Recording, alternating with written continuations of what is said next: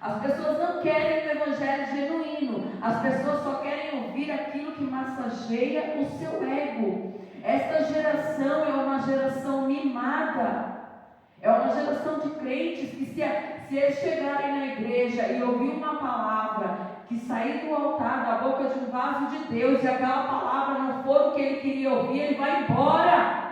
Ele não volta mais. Por quê? Porque essa geração ela aprendeu errado. Essa geração aprendeu que é para o Senhor servir eles, mas o que nós aprendemos é que nós servimos ao Senhor. Aleluia. E não o contrário disso. Muitos chegam às igrejas para buscar bens materiais. Não vem para buscar o Senhor Jesus. Tanto que pode ver que muitos não permanecem. Por quê? Porque não vieram pelo Senhor. Porque não foram tocados como o nosso irmão que estava aqui na frente falando. Eles não conseguiram conhecer Jesus. Aleluia. Fica no superficial. Não tem aquela comunhão com Deus. Não sentem a presença do Senhor. Mas o Senhor, Ele nos chamou para falar a palavra. Aleluia. A palavra na sua íntegra. No livro de Ezequiel, lá no começo vai falar: quer ouçam, quer deixem de ouvir. Não importa se não vai aceitar a palavra que Deus mandou você falar. Fala. Porque muitos morrem no pecado, porque os profetas se acovardam e não têm coragem de falar. Ah, se eu falar, vai virar a cara para mim. Ah, se eu falar, vai sair da igreja. Mas nós estamos vivendo os últimos dias da igreja na terra. O Senhor vai vir buscar um povo. E a Bíblia diz que Ele vai tirar um povo dentro de um povo. E o que eu aprendo com isso? Que não é todo mundo que vai subir. Por quê? Porque nem todos querem pegar a palavra de correção e praticar na sua vida. Preferem viver uma vida espiritual morta, uma vida espiritual de aparência. E toda vez que eu e você nos posicionarmos como profeta de Deus, e a gente, mesmo se a gente for passar por luta, por prova, por perseguição, ser odiado, a gente vai ser perseguido. Aqui no Mateus 5, que eu quero ler para a igreja, porque eu vi o Senhor confirmar todo esse contexto desde quando eu cheguei aqui. Mateus 5:3. Aí Jesus começa falando: bem-aventurados os pobres de espírito, porque deles é o reino dos céus. Bem-aventurados os que choram, porque eles serão consolados. Bem-aventurados os mansos, porque eles herdarão a terra. Bem-aventurados os que têm fome e sede de justiça, porque eles serão fartos. Bem-aventurados os misericordiosos, porque eles alcançarão misericórdia. Bem-aventurados os limpos de coração, porque eles verão a Deus. Bem-aventurados os pacificadores, porque eles serão chamados filhos de Deus. Meu Deus. Agora o versículo chave que entra no contexto dos profetas. Bem-aventurados os que sofrem perseguição por causa da justiça, porque deles é o reino dos céus.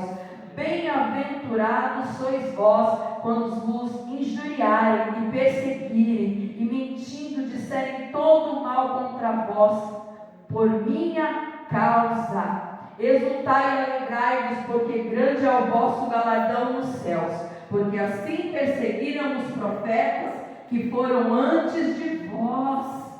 Os profetas do Senhor foram perseguidos porque eles tinham um chamado de Deus, e o que Deus colocava na boca dos profetas ele passava. A Bíblia vai dizer que Elias, ele tinha uma palavra dura que ele passou ali para o rei Acabe, para Jezabel.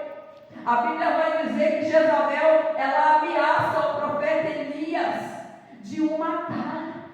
Só que ele foi e ele fez o que o Senhor determinou. E comigo e com você não é diferente. Nós temos que viver o chamado que Deus determinou. Independente que se levantem, independente da perseguição. Muitas das vezes a perseguição pode ser até dentro da igreja mesmo. Alguém que não consegue entender que você tem um chamado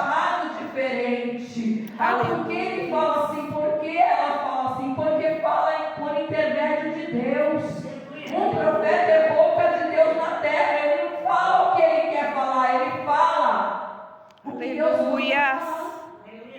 Porque se o profeta Elias fosse falar do que rei Acabe queria, talvez ele ganhasse até uma cadeira lá dentro do palácio.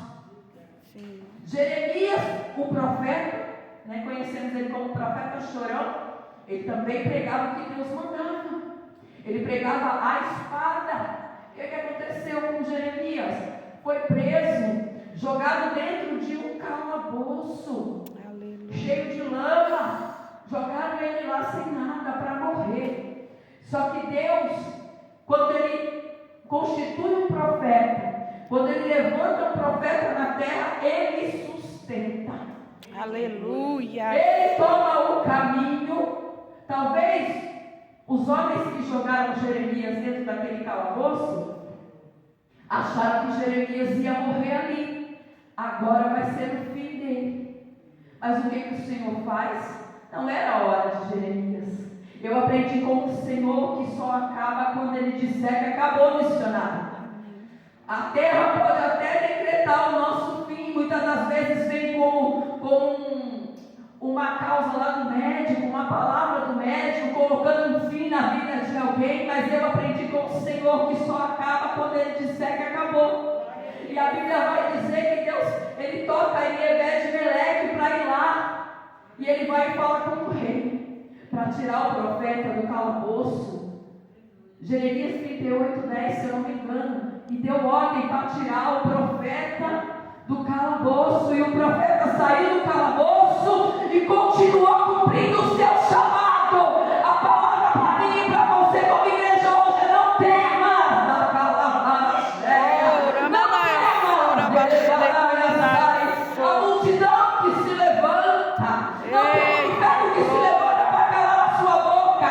A voz profética nunca será calada. Só acaba quando o Senhor disser que acabou, quando chegar a tua hora, quando chegar a minha hora. Porque o céu, Ele te dá suporte. Quando Deus Ele escolhe alguém, Ele escolhe dentro do ventre da mãe. E quando Ele escolhe, Ele dá suporte.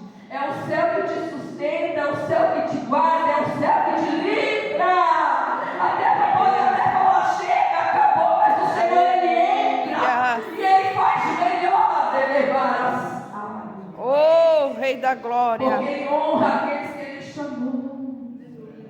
Jesus, Ele veio e Ele tinha uma mensagem dura.